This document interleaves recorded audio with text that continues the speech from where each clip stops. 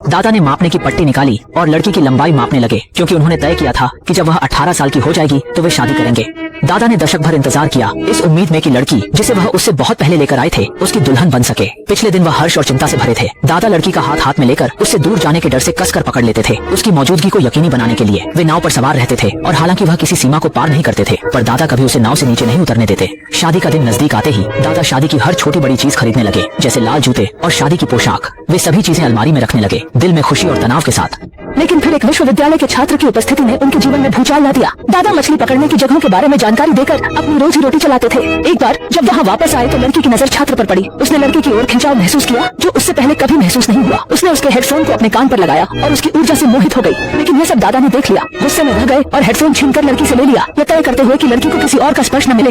अगले दिन दादा ने लड़के को नाव से उतार दिया, लेकिन जाने से पहले वह लड़की को अपने हेडफोन दे गया। दोनों ने मुस्कुराते हुए नजरों का आदान प्रदान किया। लड़की का दिल उस लड़के की ओर खिंच गया। दिन गुजरते गए और लड़की लड़के के जाने की दिशा में टकटकी लगाकर देखती रही। वह संगीत की दुनिया में खो गई और दादा के आवाज देने पर भी जवाब नहीं देती। वह गुस्से में उसके दृष्टि संवेदनशील उपकरण को समुद्र में फेंक देते हैं। पहली बार लड़की ने उन्हें गुस्से में घूरा। दादा की नियंत्रण करता हरकतें उसके लिए असहनीय होती जा रही थी। अब वह न तो नहाने में सहयोग करती, न ही रात में हाथ पकड़कर सोती।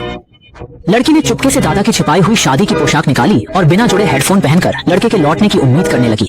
लड़की शादी का मतलब नहीं समझती थी, लेकिन उस क्षण वह बस लड़के की दुल्हन बनना चाहती थी। लेकिन दादा ऐसा कभी होने नहीं देंगे। दादा ने लड़की को खुश करने के लिए एक हार खरीदा, यह सोचकर कि अनजान लड़की इसे देखकर बहुत खुश हो जाएगी। लेकिन लड़की हार को गुस्से में खींचकर दूर फेंक देती है। दादा इस स्थिति को देखकर हैरान है। जो लड़की पहले उनकी हर बात मानती थी वह अचानक बदल गई है।